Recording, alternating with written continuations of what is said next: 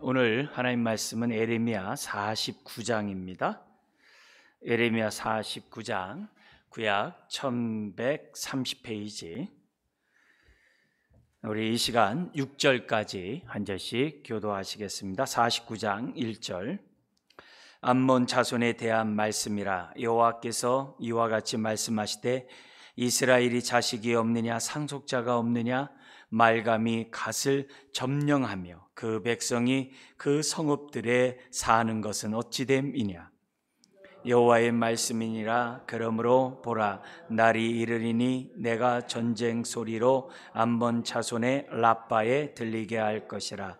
라빠는 페어더미 언덕이 되겠고 그 마을들은 불에 탈 것이며 그때 이스라엘은 자기를 점령하였던 자를 점령하리라. 여호와의 말씀이니라. 헤스보나 슬피 울지어다. 아이가 황폐하였도다. 너희 라빠의 딸들아 부르짖을지어다. 굵은 배를 감고 애통하며 울타리 가운데에서 허둥지둥할지어다. 말감과 그 제사장들과 그 고관들이 다 사로잡혀 가리로다. 배역한 딸아 어찌하여 골짜기 곧 내 흐르는 골짜기를 자랑하느냐. 내가 어찌하여 재물을 의뢰하여 말하기를 누가 내게 대적하여 오리요 하느냐. 주 만군의 여호와의 말씀이니라. 보라, 내가 두려움을 내 사방에서 내게 오게 하리니 너희 각 사람이 앞으로 쫓겨 나갈 것이요 도망하는 자들을 모을 자가 없으리라. 그러나 그 후에 내가 암몬 자손의 포로를 돌아가게 하리라. 여호와의 말씀이니라.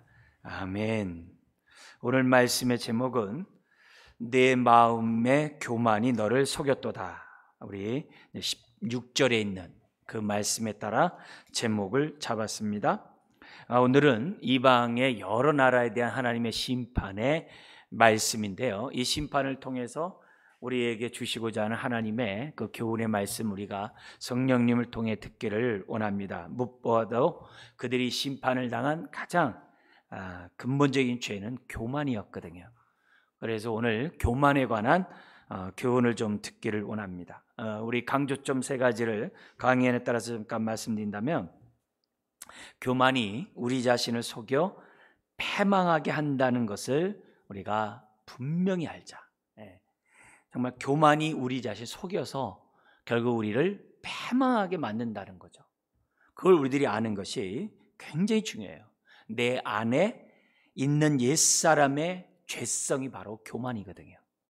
하나님과 비길이라, 하나님 없이 살리라, 내 힘과 내 능력으로 살리라, 이 다 이 옛사람의 아주 그 핵심적인 바로 그 죄성이 바로 교만입니다. 근데 이 교만은 가만히 있는 게 아니라 내 삶을 질식시키는 강력한 무기라는 겁니다. 힘이 있다는 겁니다. 그래서 교만을 가만히 내버리면 안 돼요.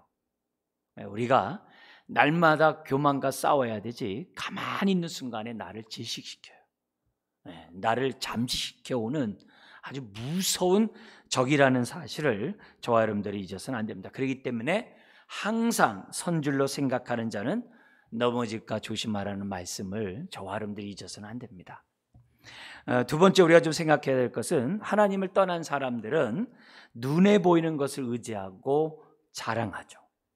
바로 이 눈에 보이는 것을 의지하고 자랑하는 이런 것들이 바로 교만의 결과예요.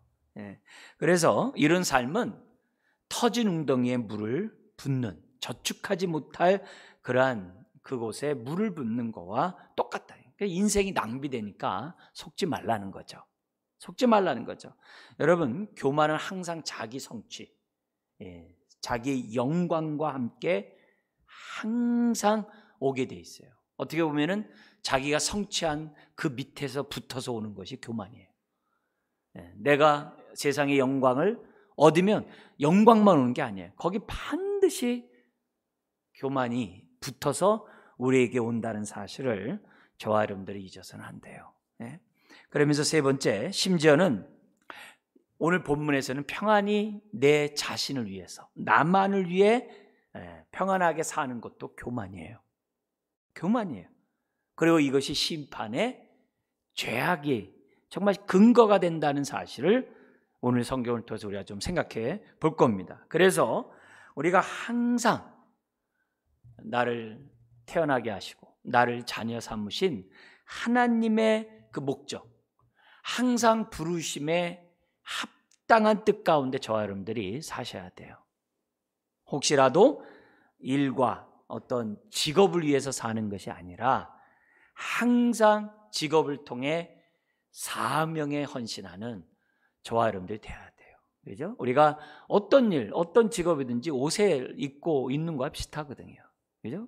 계절에 따라, 상황에 따라 옷을 갈아입는 거기 때문에 우리가 직업이 절대적인 게 아니잖아요. 그걸 통해서 하나님이 나에게 이루시고자 하는 뜻이 뭘까?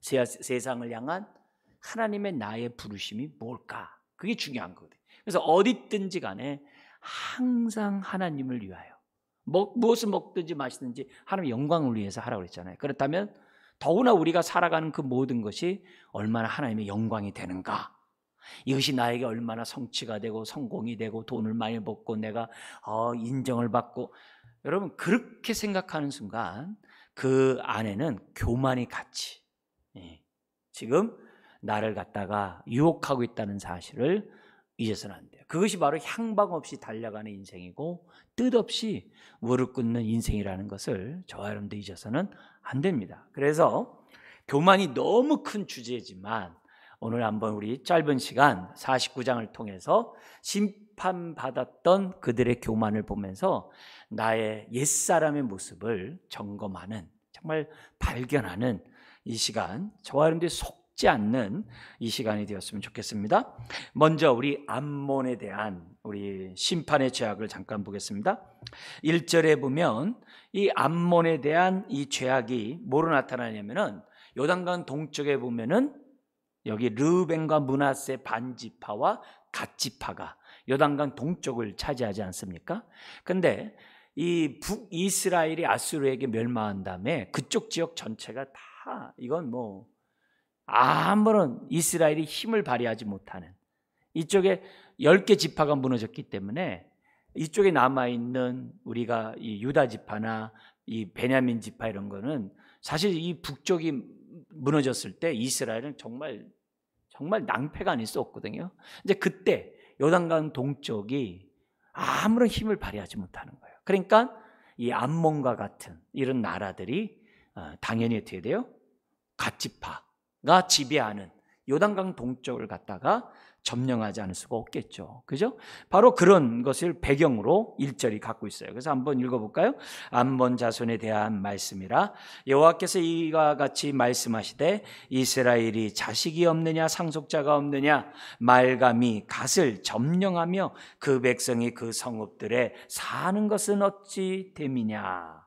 그러니까 암몬이 지금 갓지파를 점령해서 정말 이 하나님의 백성에게 고통을 주고 있는 이런 장면이 나옵니다. 여기 말감은 밀감, 때로는 몰렉, 암몬의 신을 말합니다.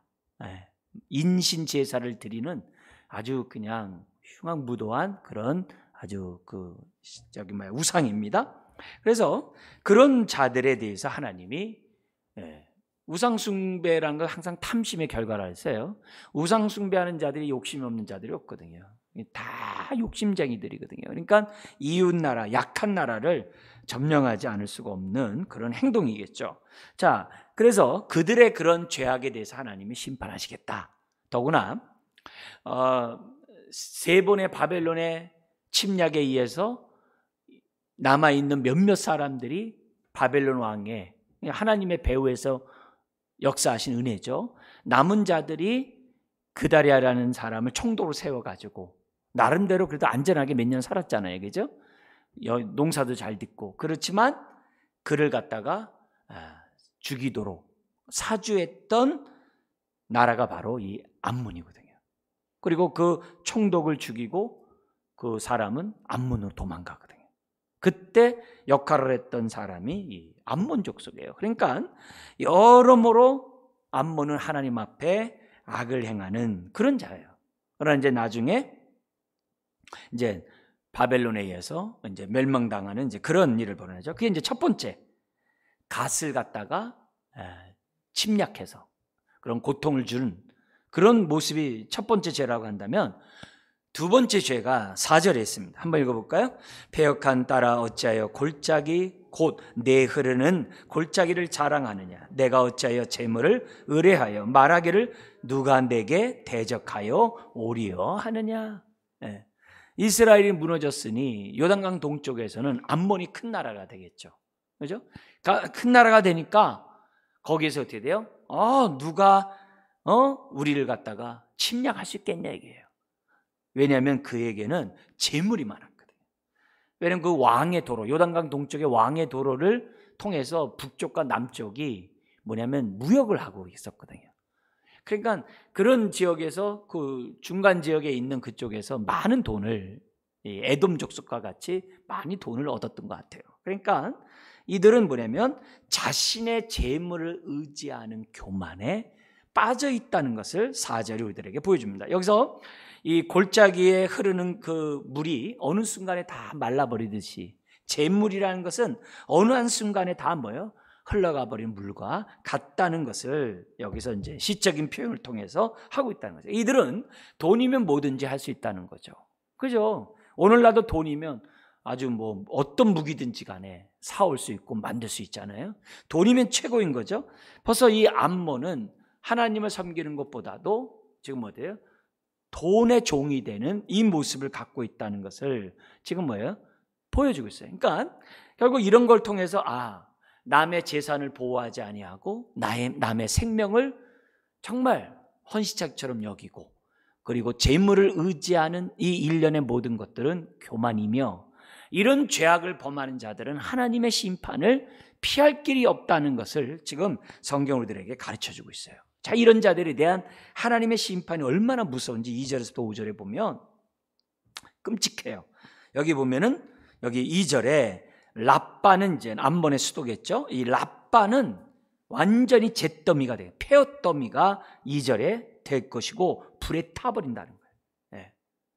그래서 그리고 나중에 너희들이 괴롭혔던 이스라엘을 통해서 너희가 괴롭힘을 당하리라, 이런 얘기를 지금 하고 있어요. 그러니까 그냥 눈에는 눈이라는 그런 개념보다도 반드시 보응의 심판이 있겠다라고 얘기를 합니다. 그러면서 3절에 뭐냐면 너희들이 의지하는, 너희들이 숭배하는 그 말감신과 함께, 그리고 그를 따르는 제사장과 고관들이 다 포로로 끌려가게 될 것이고, 너희 그 모든, 여기 보면 헤스본 3절에, 그리고 아이, 이거는 요단강 동쪽에 있는, 서쪽에 있는 아이성이 아니라 여기 헤스본 옆에 있는 아이성이에요. 암몬의 한 도시예요. 그 아이와 그 랍바, 그곳에 통곡이 있을 것이다. 끔찍한 거죠. 그리고 5절에 하나님이 두려움을 사방으로부터 오게 해서 너희들 갖다가 다 흩어버릴 것이고, 그리고 다시 회복하지 못하도록 전열을 가다물 수 있도록 할 수 있는 기회를 너희들에게 주지 않을 거다. 모을 자가 없도록 하겠다. 그러니까 위에서 뭔가 힘있고 뭔가 반란을 일으키고 힘을 낼 수 있는 이런 사람들 다 뭐예요? 하나님이 도륙하고 포로로 철저히 심판해서 끌려가게 하겠다는 거죠. 그러니까 아주 졸지절멸시키겠다는 것이 암몬에 대한 심판이에요. 근데 우리 하나님이 6절 한번 읽어볼까요? 그러나 그 위에 내가 암몬 자손의 포로를 돌아가게 하리라, 여호와의 말씀이라. 그러니까 하나님이 이제, 왜냐면 롯의 후손이 모압과 암몬이잖아요. 그러니까 롯에 대한 평가가 구약만 보면은 굉장히 불신자죠. 세상을 사랑한. 그러나 베드로 서신에 보면은 의로운 롯이라고 했단 말이에요. 그죠? 그러니까 의로운 롯이라고 했기 때문에 크리스찬이면서 세상에서 아무런 영향력이 없고 힘이 없는 사람의 하나의 모습이죠. 전형적인 모습이죠. 그러니까 뭐냐면 자기 두 자녀에게, 그 암몬과 이 모압, 그러니까 어떻게 보면 손주들이죠. 이 손주들의 어떤 그런 신앙에 대한 가뭄, 물론 두 딸은 두말할 것도 없고 그런 아무런 신앙에 영향력 끼치지 못하는 롯의 모습인 것을 이제 보게 됩니다. 그러니까 이런 만행을 저지르고 교만 가운데 살았고 결국은 하나님의 심판을 받아요. 그렇지만 하나님이 아브라함과 함께 롯에게도 하나님이 베풀어 주셨던 은혜가 있잖아요. 그죠? 하나님을 섬기는 자에게 3, 4대 은혜를 베푸시는 하나님의 그 은혜가 그래도 어떻게 돼요? 여기 보면은 이제 나타나고 있는 그런 모습을 지금 보게 됩니다. 그래서 훗날에 내가 다시 회복해 주시라. 그러니까 하나님의 이런 심판의 목적을 우리가 저와 여러분들이 분명히 하셔야 돼요. 하나님은 하나님의 심판으로서 끝나버리는 것이 아니라 그걸 통해서 한 영혼이라도 주 앞에 돌아오고 한 사람이라도 주 앞에 회개하고 돌아오는 것을 하나님이 원하신다는 거예요. 즉 심판보다도 회복을 원하시는 하나님이라는 것을 저와 여러분들이 잊어서는 안 돼요. 이것이 나중에 이제 39절에서 엘람을 심판할 때도 동일하게 하나님이 회복에 대한 메시지를 주는 것을 봐요. 그래서 우리가 이런 정말 이 암몬의 심판을 통해서 우리가 정말 우리가 교만하지 말아야 된다는 것도 알아야 되지만 동시에 하나님 앞에서는요, 하나님 앞에서는 소망을 잃어버리면 안 돼요. 암몬에게도 하나님이 이런 기회를 주고 은혜를 주신다고 한다면 오늘 하나님을 경외하고 하나님의 뜻 가운데 살아가는 자들에게 베푸실 하나님의 그 큰 은혜는 오죽하겠냐 이게. 우리가 그걸 항상 잊으면 안 돼요. 우리가 아직 죄인 되었을 때, 아직 연약할 때, 아직 원수 되었을 때 하나님이 독생자 예수 그리스도를 우리에게 보내주셔서 대신 죽게 하셨잖아요. 죄인 되었을 때 죽겠어요. 그러면 하물며 하나님의 뜻 가운데 살려고 정말 하나님 앞에 몸부림치는 하나님의 자녀에 대해서 하나님이 무관심하겠냐? 절대 아니라는 거예요. 지금 암몬에게도 기회를 주신 하나님은 오늘 주의 자녀들에게는 오죽하겠냐? 이걸 잊으면 안 돼요. 그래서 믿는 사람들은 어떠한 순간에서도요 절망하면 안 돼요. 항상 소망 가운데 저와 여러분들이 사셔야 돼요. 아무리 안팎에 어려운 일이 있어도 소망을 잃어버리면 안 돼요. 그리고 소망에 대해서 어떻게 돼요? 가면서 믿음으로 하루하루 저와 여러분들이 반드시 사셔야 돼요. 그래서 불가능한 현실, 이젠 다 끝났어라는 상황에서도 포기하지 말아야 될 것이 뭐예요? 소망을 포기하면 안 돼요. 우리 이제 주일날 우리가 볼 히브리서 같은 데는 소망은 배를 안전하게 하는 그 닷 있죠, 닷과 같다고 했어요. 소망을 잃어버리면 안 돼요. 소망 있는 자는 닷과 같아서 배가 파손하지 않아요, 우리 인생에. 그래서 하나님이 이런 걸 통해서 우리들에게 환경에 지거나 불가능한 여러 가지 여건에 낙심하지 말 것을 지금 이런 7절을 통해서 우리에게 보여줘요. 그래서 우리 믿는 사람들은 자학하면 안 돼요. 믿는 사람들은 낮은 자존감을 가지면 안 돼요. 누가 뭐래도 아멘 하고 할렐루야 하고 가야 돼요. 네. 이제 다 끝났어 그렇게 하면 안 돼요. 네. 나는 하루하루를 난 겨우 살아가 그렇게 생각하면 안 돼요. 그건 육의 생각이에요. 하루하루 나는 힘들게 살아가 그러지 말고 나는 힘들지만 하루하루 소망 중에 나는 살아가 이렇게 하셔야 돼요. 그렇게 하셔야 돼요. 그걸 우리가 암몬의 심판 중에 긍휼을 베푸시는 그 하나님의 그 손길에서 저와 여러분들이 소망을 갖고 믿음으로 오늘 하루를 살아가야만 한다는 거죠.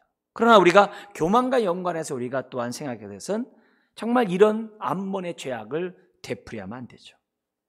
우리도 탐심 때문에 남의 재산을 보호하지 않거나 남의 재산에게 해를 끼치거나 심지어는 남의 것을 갖다가 어떻게 돼요?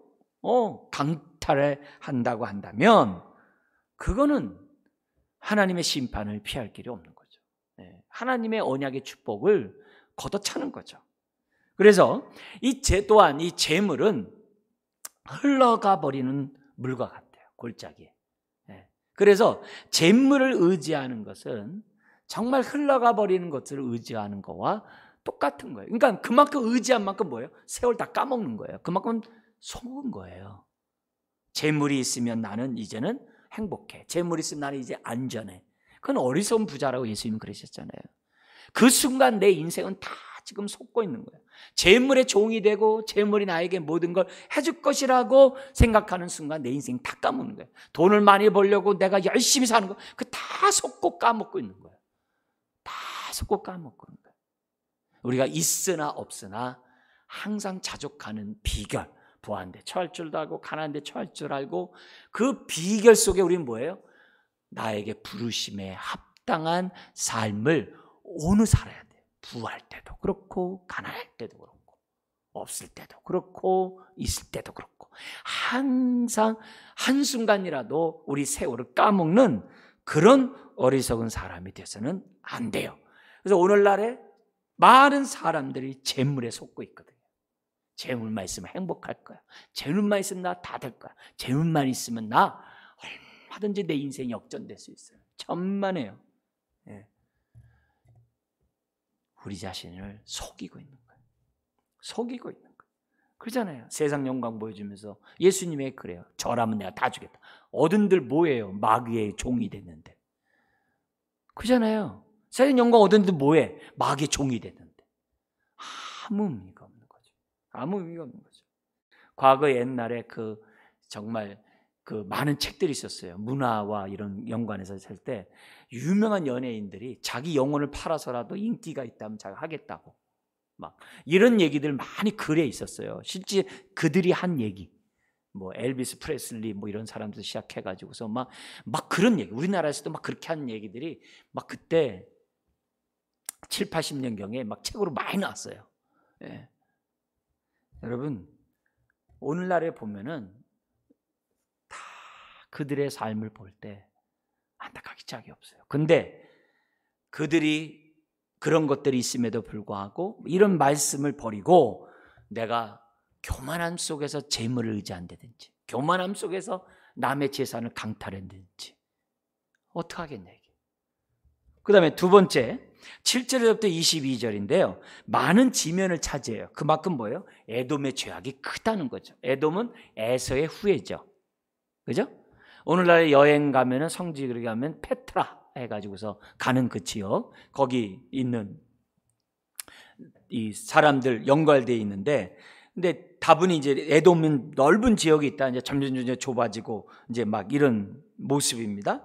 그래서 여기 보면은 에돔에 대해서 많은 지면을 차지한다는 얘기는 그만큼 심각하다는 거죠. 그만큼 하나님이 기회를 많이 줬음에도 불구하고 뿌리친 자들, 그런 모습이에요. 자, 여기서 우리가 이 본문이 세 개로 나눠져 있어요. 크게. 첫 번째는 뭐냐면 에돔에 대한 심판 예언이 나와요. 예언은 뭐냐면 12절 같이 한번 읽겠습니다. 여호와께서 이와 같이 말씀하시니라. 보라, 술잔을 마시는 습관이 없는 자도 반드시 마시겠거든. 내가 형벌을 온전히 면하겠느냐? 면하지 못하리라. 너는 반드시 마시리라. 뭐냐면 죄 없는 자들도 하나님의 진노의 심판을 받는데 교만한 너희가 받는 심판 오죽하겠냐? 이런 말이에요. 예? 자, 그런 가운데 여기 보면 7절에 보면은 에돔에는 지혜롭고 명철한 자가 없어졌다라고 얘기를 합니다. 거기 보면은 거기 대만 이렇게 나오죠. 7절에 대만에 다시는 지혜가 없게 되었느냐? 명철한 자에게 책량이 끊어졌느냐? 그들의 지혜가 없어졌느냐? 이렇게 됐어요. 성경에 보면요, 요 에돔을 다른 말로 그 도시 이름을 대가지고 대만, 13절에 보면 보스라, 다 같은 에돔이에요. 근데 여기 보면 에돔을 가르치는 이런 명칭인데 이 에돔을 시적으로 표현할 때 대만 그랬어요. 왜 그랬냐면은 이 대만 사람들은요 지혜로운 자들이라는 그런 특징이 있어요. 욥의 친구 가운데 엘리바스가 있어요. 욥의 세 친구 있잖아요. 엘리바스가 대만 사람이에요. 그리고 오바댜 아시죠? 오바댜 1장 8절에 보면은 이 대만 사람을 지혜로운 자라 그랬어요. 지혜롭다. 그만큼 지혜롭다는 거죠. 머리가 아주 영악하다는 거예요. 근데 7절에 보니까 지혜로운 자를 찾아볼 자가 없다는 거예요. 무슨 말이에요? 심판으로 완전히 망했다 이 말이죠. 그 지혜가 정말 인간적인 지혜이지 그게 뭐예요? 그 교만의 지혜이지 하나님의 은혜를 더듬을 수 있는 지혜가 아니라는 거예요. 그러니까 하늘 아래 매예요. 하늘 아래 매. 하늘 아래에 있는 산에 불과한 그런 지혜인 것이지. 네? 그렇잖아요. 욥의 세 친구도 지혜롭다고 얘기하면서 그 욥에게 자꾸 회개하라고 그러잖아요.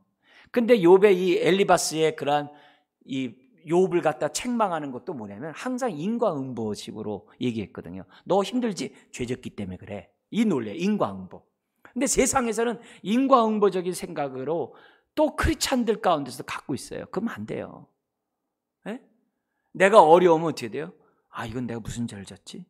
힘들면 무슨 죄를 졌지? 물론 그렇게 하면서 내가 회개하는 건 좋아요. 근데 거기서 벗어나지 못하고 계속 죄 아래 얽매여서 전전긍긍하면서 사는 건 안 되거든요.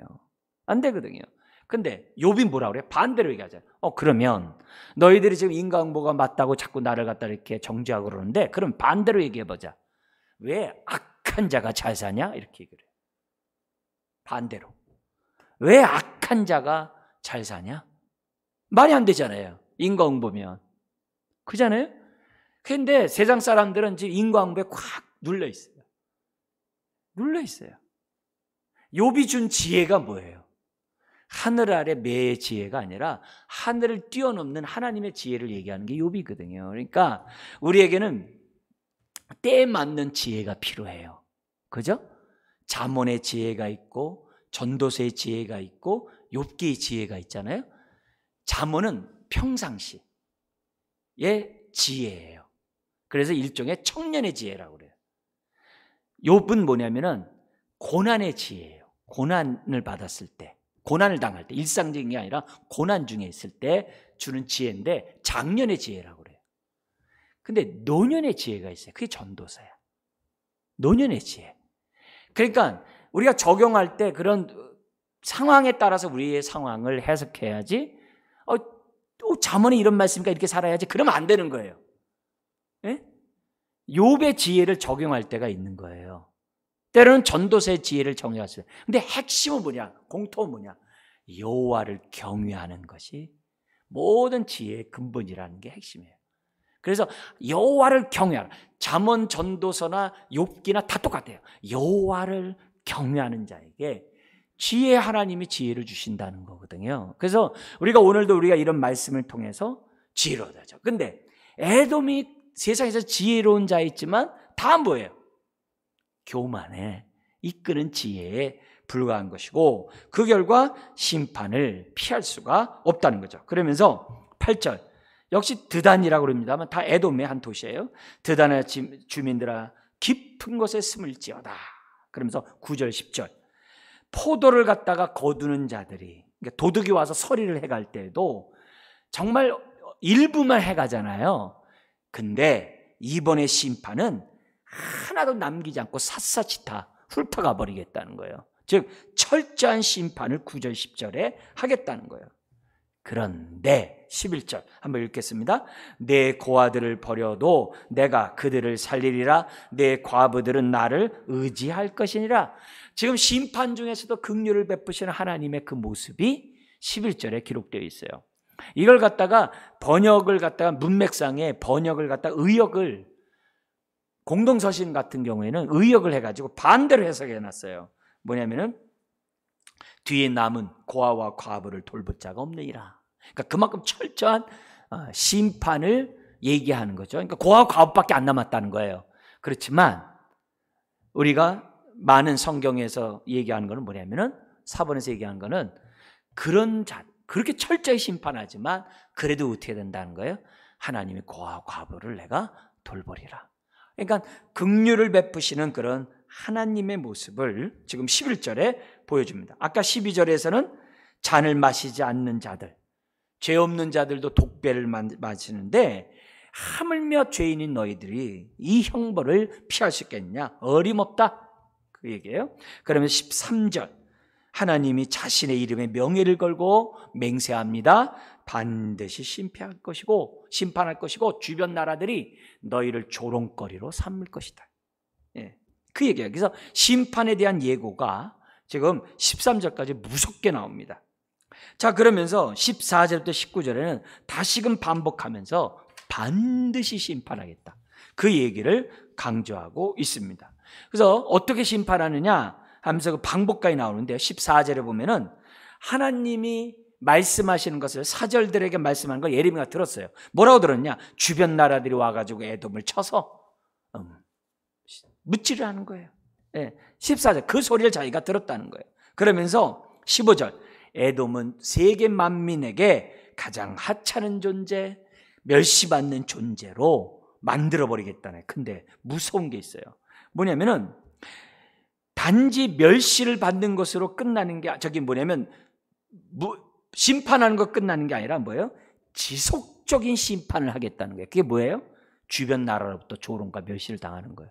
죽어버리면 끝나는데 살아가지고 조롱과 멸시를 받는다는 건 뭐예요? 지속적인 심판을 받는다는 거예요. 그래서 우리가 잠깐 우리가 여기 좀 숨고르기 한다면 반대로 내 삶이 어느 순간서부터 굉장히 비참하고 어느 순간서부터 하나님의 은혜에서 내가 혜택을 누리지 못하고 있고 너무나도 황폐한 삶을 살아가고 있다고 한다면 내가 과거 어느 순간에서부터 그랬는지 한번 돌이켜보셔야 돼요. 내가 왜 언제서부터 이렇게 됐을까? 그래도 한때는 주님의 이름을 의지하고 한때는 주님만을 찬양하고 주님만 붙잡고 살았는데 왜 내가 어느 순간에 내 삶이 이렇게 처참하게 됐을까? 남들도 나에게 무관심하고 그런 위치가 되었는가? 그랬을 때에는 항상 우리 나한테는 공의롭게 대하는 것도 중요하잖아요. 그러니까 먼저 보는 거죠. 우리가 어디서부터 내 삶이 이렇게 잘못됐는가? 어디서부터? 물론 그런 가운데서도 내가 인내하고 그런 가운데서도 부름에 합당한 삶을 살았으면 할렐루야죠. 근데 그렇지도 않고 그냥 찌든 상태에서 내가 눌려 있다고 한다면 어느 한 순간에서부터 그렇게 됐는지를 돌이켜 보셔야 돼요. 왜냐하면 하나님 앞에 지금 이 교만한 자를 철저히 다루시는 이 모습을 저와 여러분들 잊어서는 안 됩니다. 그러면서 그들의 죄를 딱 우리 하나님이 16절에 지적해요. 한번 읽겠습니다. 바위 틈에 살며 산꼭대기를 점령한 자여 스스로 두려운 자인 줄로 여김과 내 마음의 교만이 너를 속였도다. 내가 독수리같이 보금자리를 높은 데 지었을지라도 내가 그리로부터 너를 끌어내리리라. 이는 여호와의 말씀이니라. 그죠? 그래서 에돔이 사는 데는요 높은 바위에 있고 거기 들어가려면 좁은 협곡, 바위 협곡을 지나가야 돼요. 그런 데 있잖아요. 장수 가면 딱 지키고 있으면 지나가지 못해요. 그리고 위에서 막 화살을 쏴야 되기 때문에 아주 난공불락의 그런 높은 성을 갖고 있는 바위산에 있는 그런 모습을 보여주는 거예요. 그러니까 페트라에 거기 가보면 막 골짜기로 간 다음에 큰 그런 거 보이잖아요. 그렇죠? 유적지 보이잖아요. 그런 걸 생각해 보면은 이들이 그걸로 인해서 뭐예요? 교만했다는 거죠. 독수리처럼 높은 곳에 보금자리 지었어도 하나님이 그 자리를 거기서부터 끌어내리겠다라고 그래요. 그러니까 교만의 자리가 심판의 자리가 된다는 거죠. 중요한 건 여기서 우리 하나님 하신 말씀이에요. 내 마음의 교만이 너를 속였도다 이거예요. 내 마음의 교만이 너를 속였도다. 교만한 자는 속임을 당한지 몰라요. 하나님이 지금 알려주는 거야. 저와 여러분들에게. 이게 뭐냐면 그래서 이 교만은 자신의 업적이나 자신의 성과를 바라보게 하고요. 그걸 의지하게 해요. 의지하게 해요. 내가 이렇게 높은 곳에서 내가 산다. 이러면서 그걸 의지해. 그래서 여러분 신앙생활하는 데 있어서 눈에 보이는 것들은 세상의 영광들은 일시적이에요. 그래서 우리는 허상이라고 그러거든요. 허상이라고 하거든요. 그래서 우리는 항상 어떤 상황이라 할지라도 하나님이 보여야 돼요. 내가 범죄할 때뿐만이 아니라 세상의 영광을 차지할 때에도 하나님이 보여야 돼요. 근데 에돔은 하나님이 안 보여.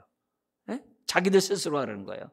하면서 스스로 두려운 자인 줄, 그죠? 산꼭대 점령한 자요. 스스로 두려운 자인 줄로 자기네들이 여겼다. 착각이죠.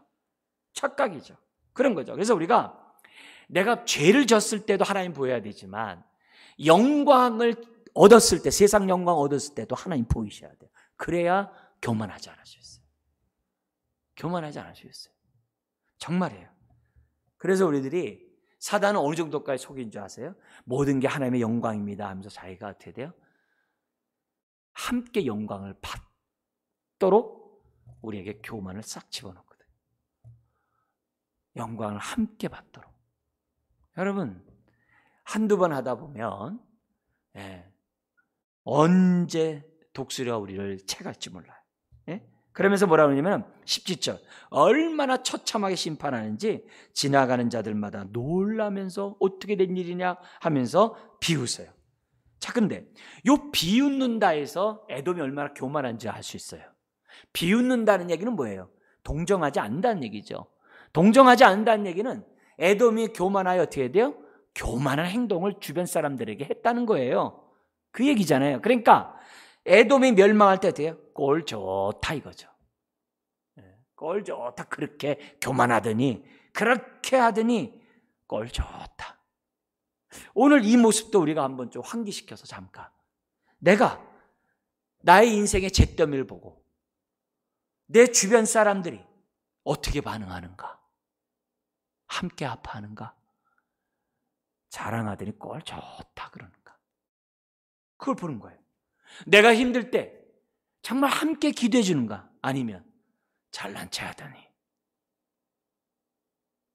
내가 그동안에 어떻게 살았는지 점검해 볼 수 있는 내용인 거죠. 그래서 내가 좋을 때는 내 눈 앞에서 즐거워하는 자들이 많아요. 그러나 내가 너무 고통스러울 때 내 눈 앞에서 함께 우는 자들은 많지가 않아요. 내가 슬프고 내가 잿더미에 앉아있을 때 정말 함께 아파해주며 함께 기도해주는 그런 자들이 되도록 저와 여러분들 어떻게 돼요? 평소에 교만하면 안 돼요. 교만하면 안 돼요. 그러니까 우리가 이런 에돔의 이런 교만한 이 모습이 우리의 옛사람에 딱 붙어 있거든요. 떨어지지가 않아요. 딱 붙어 있어요. 딱 붙어 있어요. 그러면서 18절에 얼마나 심판하냐면 소돔과 고모라 성같이 멸망한 것처럼 완전히 그렇게 해가지고 더 이상 이 땅에 사람이 살지 못하게 할 것이다. 아주 철저하게 하시겠다는 거예요. 그러면서 19절에 사자가 숲에서 나와서 그 견고한 처소는 푸른 초장을 말하거든요. 거기에 치듯이 순식간에 에돔을 갖다가 하나님이 치겠다. 그러면서 뭐라면 19절에 내가 택한 지도자를 세워놓겠다. 그러면서 내가 하는 모든 일에 대들며 따지는 그런 목자가 없도록 하나님이 콱 해버리겠다라고 얘기를 합니다. 그 결과 20절에서 22절입니다. 멸망한 에돔의 모습을 보여줍니다. 20절은 뭐냐면 황무지가 되리라. 그 푸른 초장이 황폐하리라. 적군이 들어와 무자비하게 도륙하고 잡아가겠다는 거예요. 그리고 21절 얼마나 심판이 컸든지 부르짖는 소리가 홍해 바다까지 들리겠대요. 그죠? 얼마나 컸으면. 그러니까 아브라함 조카 롯이 정말 신앙의 유산을 안 넘겨준 것이 얼마나 그 후손에게 고통인지 몰라요. 22절 원수가 독수리같이 날아와가지고 보스라를 치듯이 거기에 에돔을 쳐버리겠다라고 예요. 근데 안타까운 게 제일 이 규절에서 안타까운 게 22절 다음에 23절이 있어야 되거든요. 무슨 23절이요? 그러나 내가 이 에돔을 회복하리라. 근데 그게 없어요. 에돔에는 그게 없어요. 그러니까 암몬보다도 더 죄를 많이 졌다는 거예요. 그죠? 에서예요. 에서. 아시죠? 에서. 야곱의 형 에서. 없다는 거예요. 그러니까 하나님의 회복의 약속의 메시지가 없는 것보다 절망스러운 게 없거든요. 없거든요. 여러분 에돔이 많은 지면에 교만된 행동을 했어요. 그러니까 하나님과 비길이라는 거죠. 그래서 생수의 근원이신 하나님을 떠나가지고 스스로 웅덩이를 판 인생이 정말 에돔이에요. 그들은 하나님도 없어요. 그러면서 스스로 강한 민족이라고 착각을 했어요. 아까 보니까. 그리고 에돔이 바벨론 편에 서가지고요 유다를 공격했어요. 다시요.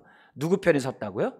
바벨론의 편에 서가지고요 앞제비가 돼가지고 선봉이 돼가지고 유다를 아주 강탈한 자가 에돔이에요. 그러니까 회복에 대한 메시지가 없다라고 우리가 볼 수 있는 거죠. 그러니까 이런 모습이었지만 나중에 어떻게 돼요? 바벨론에 의해서 3차 바벨론이 유다를 공격 멸망시키잖아요. 그리고 나서 이제 그다랴가 죽고 유대 총독이 죽잖아요. 그리고 나서 뭐냐면 바벨론이 다시 들어와서 애굽을 치러 가잖아요. 이제 애굽을 점령하잖아요. 그때 이제 암몬이고 뭐고 다 바벨론의 심판을 이제 받게 됩니다. 그러니까 오늘 우리가 저와 여러분들이 스스로 높아진 에돔처럼 이제는 안전하다라고 하는 정말 그 교만병에 나의 모습 가운데 행여라도 있다고 한다면 우리는 깨어서 기도하셔야 돼요. 그죠? 내가 깨어 기도하는 게 내가 뭐예요? 겸손하냐 교만하냐에 딱 판가름 나는 얘기잖아요. 깨어 기도해야 되거든요. 깨어 기도해야 돼요. 자, 23절 27절 다메섹의 심판에 어떤 죄악을 잠깐 보면 여기 보면은 이제 특별한 얘기는 없어요. 뭐냐면은 23절 24절에 한순간에 그 다메섹에 대해서 지금 하나님이 아주 심판하는데, 여러분 다메섹은 아람 아시죠? 아람, 북이스라엘에 그렇게 고통을 줬던 그 아람, 나아만 장군이 있던 아람, 이제 아람 있잖아요. 그 아람의 수도가 이제 다마스잖아요. 그죠? 다마스커스인데 여기에 이들에 대한 심판이 뭐냐면 23절 24절에 보면 흉흉한 소문을 위해서 사람들이 이제 진이 빠지는 거예요. 아수르에게 이제 멸망을 당하고 나중에 어떻게 돼요? 좀 더 회복한 것 같았는데 바벨론에 의해서 완전히 멸망하거든요. 아수르에게 지배당하고 있다가 아수르가 멸망하자 잠깐 숨통 떴는데 바벨론 와서 이제 완전히 심판하는, 그래서 없어진 나라가 바로 이 아람이거든요. 자, 그런데 25절 그들의 죄가 나오는데 한번 읽어볼까요? 어찌하여 찬송의 성읍 나의 즐거운 성읍이 버린 것이 되었느냐, 이렇게 돼 있어요. 이 말은 뭐냐면 한때는 잘 나갔다는 거죠. 그러나 끝까지 평안한 건 아니에요. 한때가 잘 나갔다. 왜냐하면 이스라엘 백성에게 했던 만행을 보면 그들의 어떻게 해야 돼요? 심판받을 수밖에 없는 거죠. 더구나 찬송의 성읍을 다른 말로 하면 칭찬의 성읍이라고도 말할 수 있어요. 그러니까 그만큼 잘 나갔던 그 나라가 26절 27절 철저하게, 그리고 거기 나오는 다메섹 성벽에 불을 질러 벤하닷, 우리 성경에 몇 번 나오죠? 벤하닷의 궁전이 완전히 불타버리겠다라고 얘기를 해요. 그러니까 한순간의 영광도 폐허가 되죠. 그래서 지금도 이렇게 성지 순례한다면서 이쪽 지역에 가면은 옛날에 그 아주 그냥 휘황찬란했던 그러한 유적들이 이렇게 남아 있다고 그래요. 그러니까 얼마나 그 화려했던 그런 장소가 한순간에 폐허가 되는 거예요. 여기서 우리가 강조점 뭐냐면 우리가 볼 때 이방 나라의 주도 되시는 분이 하나님이라는 것을 잊어서는 안 돼요. 심판주가 되신다는 것을.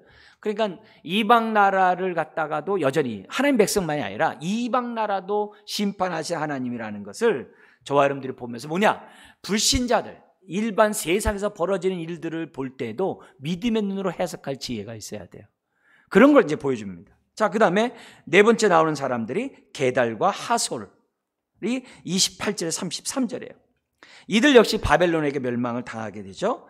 자, 그런데 뭐라 그러냐면은 이 게달 28절 29절에 보면은 동방에 있는 나라들이 와가지고서 지금 어떻게 돼요? 다 쓸어가라고 얘기를 합니다. 그리고 30절에 하솔 주민 보고 깊은 곳에 숨으라 그래. 근데 그들의 죄가 나와요. 31절 한번 읽겠습니다. 여호와의 말씀이니라. 너는 일어나 고요하고도 평안히 사는 백성 곧 성문이나 문빗장이 없이 홀로 사는 국민을 치라. 요 반대로 얘기하면 뭐냐면 그들은 너무나도 평안해요. 모든 부분에서 평안해요. 근데 행적점은 뭐냐면 이들은 뭐냐면 자기들만을 위하여 스스로 만족하며 살았다는 거예요. 이게 하나님은요, 저와 여러분들을 구원했을 때는요, 부르셨을 때는요, 하나님의 뜻이 있으셔서 부르셨거든요. 우리 자신만을 위해 살도록 부르시지 않았거든요. 그런 의미에서 오늘 저와 여러분들이 우리들에게 적용해서 볼 때 우리는 이웃들에게 선한 영향력을 끼쳐야만 해요. 나에게 있는 하나님의 생명을 흘려보내야만 해요. 내 배에서 생수에 흘러나리라. 나만 위해서요? 다른 사람을 살리라는 거거든요. 다른 사람 살리라는 얘기거든요. 내가 직장에 가서도 나를 만나는 사람들에게 내가 살려야 될 사명이 있다는 거예요. 자기 혼자 구원받고 자기 혼자 하나님의 복받는, 그건 하나님이 원하시는 뜻이 아니에요. 이웃의 고통에 동참하고 이웃의 죄와 사망의 법에서 건져내는 이런 사명들을 해야 되는데 이들은 그런 게 없어요. 지들끼리만 잘 살아요. 그래서 32절 33절 철저한 심판이 되고 그들이 사는 땅은 뭐냐면 33절 큰 뱀의 거처가 된대요. 그건 사람이 살 곳이 아니라는 거죠. 그래서 하나님이 뭐냐면 31절인 것처럼 고요하고 평안히 사는 이 백성. 여러분, 게달이 누구냐면 이스마엘의 아들이거든요. 게달이. 그러니까 이걸 보면은 이 땅에서 평안히 사는 게 능사가 아니라는 거죠. 사명을 잃어버린 인생은 교만하게 짝이 없는 인생이에요. 오늘.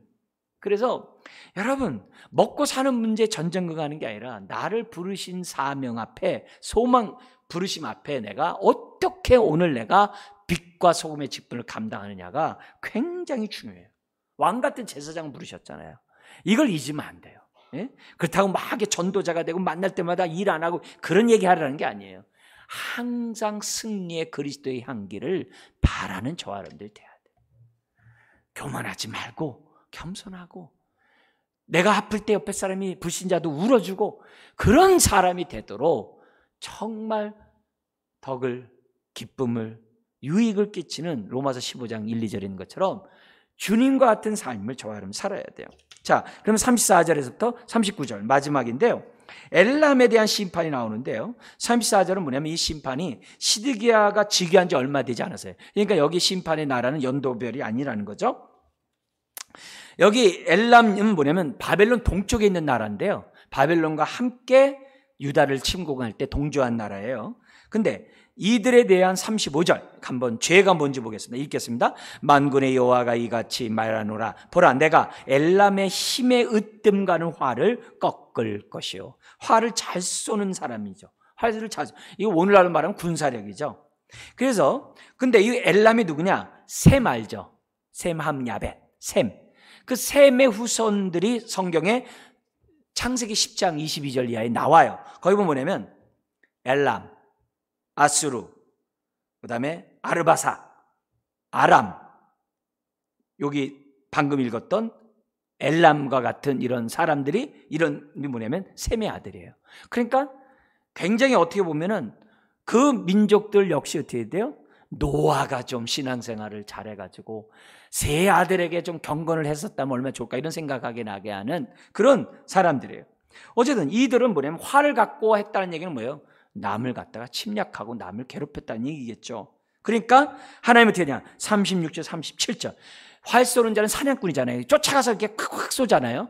그죠? 사냥하잖아요. 그런 것처럼 36절 37절은 뭐냐? 반대로 너희들이 사냥꾼에게 쫓기는 그러한 먹잇감이 된다는 거예요. 그래서 36절 37절 사방으로 흩어지게 될 것이고 내가 어떻게 돼요? 반드시 너희를 갖다 쫓아가서도 멸하겠다는 거예요. 사냥꾼으로서 너가 얼마나 악을 행했는지 그대로 갚아주겠다는 거예요. 그러면서 38절 39절에 하나님은 쫓아낸 그 보좌에 내가 그 자리에 내 보좌를 놓겠다는 거예요. 그런데 39절 한번 읽겠습니다. 그러나 말일에 이르러 내가 엘람의 포로를 돌아가게 하리라. 여호와의 말씀이에요. 그래도 어떻게 돼요? 예, 하나님이 회복의 메시지를 지금 주고 있다는 거예요. 그러니까 오늘 이런 모습 속에서 오늘 하나님 앞에 예배하는 여러분들 절대 절망하면 안 돼요. 소망 잃어버리면 안 돼요. 절대 포기하면 안 돼요. 그리고 하루를 살더라도 사명에 헌신해야 돼요. 부르심에 합당한 삶을 살아야 돼요. 말씀을 마치기 전에 정리 한번 할게요. 우리가 믿는 하나님, 더구나 오늘 본문에 심판하신 하나님, 정말 어떤 것을 심판하시고 또 어떻게 은혜를 베푸시는지 잠깐 본다면은 7절과 39절과 11절에 회복과 긍휼을 베푸시는 하나님, 심판 중에서도 회복을 약속하시고 심판 중에서도 긍휼을 베푸셔서 고아와 과부를 돌보시는 그런 하나님인 것을 심판의 메시지에서 우리가 볼 수 있어야 합니다. 예? 우리 마지막 주님의 재림과 함께 심판이 이루어질 때 뭐가 동시에 이루어져요? 하나님의 긍휼하심과 은혜가, 사랑이 동시에 일어나죠. 그러니까 저와 여러분들이 구원받겠죠. 그죠? 그걸 우리들이 염두에 두셔야 돼요. 자, 개인적으로도 마찬가지예요. 하나님의 치시는 목적은 돌아오라는 거예요. 그걸 잊으면 안 돼요. 자, 두 번째, 어떤 하나님이요? 16절에 스스로 높여 교만한 에돔을 낮추신 하나님, 내 마음의 교만이 너를 속였도다. 이 산꼭대기에서 누굴 나를 내려오겠느냐? 독수리 보금자지 같이 한다 할지라도 끌어내리겠다 그랬어요. 그래서 교만은 우리를 속이는 거다. 이 우리 주제와 연관해서 이거 절대 잊으면 안 돼요. 그래서 인생 까먹으면 안 돼요. 정말 헛된 것 쫓아가면 안 돼요. 그 다음에 세 번째 25절 다메섹의 죄악을 갖다 어떻게 돼요? 반드시 찾아서 심판하셔서 칭찬과 즐거움이 되었던 그 성이 버림받게 만들어버린다는 거죠. 그래서 에돔처럼 한때 잘 나갔다고 해서 좋은 게 아니라는 거예요. 네 번째 31절 하소들처럼 자기들만 위해서 스스로 만족하는 자들을 심판하시는 하나님을 보면서 정신 바짝 차리자. 정신 바짝 차리자 이거죠. 뭘 하나 뭐 하더라도 나만 위해 살지 말자. 35절 엘람의 힘의 으뜸가는 화를 꺾어버린 하나님, 군사를 의지하는 힘을 의지하는 자들을 다른 민족에게 고통을 받은 자에게 그대로 되갚으시는 하나님. 그러니까 이 하나님 앞에 저와 여러분들이 교만하지 말자. 교만하지. 그러니까 남에게 해를 주는 것도 다 교만이에요. 결국 우리 한번 읽고 마치겠습니다. 결국 하나님은 스스로 자신을 속이는 교만에서 벗어나기를 원하신다. 또한 생수의 근원이신 하나님을 떠나서 살 생각조차 하지 말자. 기도하겠습니다. 하나님 아버지, 오늘 49장의 이방 민족의 심판을 통해 나타난 이 교만한 자가 당하는 이 심판을 기억하게 해주시고, 무엇보다 우리들 자신이 멸망의 자리에 서는 것이 아니라 교만함으로 스스로 속아서 인생 다 허비하고 마지막 멸망의 자리에 서는 것이 아니라 정말 겸손하여 지혜롭게 오늘 부름에 합당한 삶을 살아가는 자녀들 되게 하여 주옵소서. 아버지 하나님, 이 심판이 우리에게 되풀이되지 않도록 도와주옵시고, 오늘도 어떠한 상황 속에서도 교만하지 않고 겸손함으로 하나님의 뜻을 이루어가는 우리 모든 삶들 되게 하여 주옵소서. 예수님의 이름으로 기도드리옵나이다. 아멘.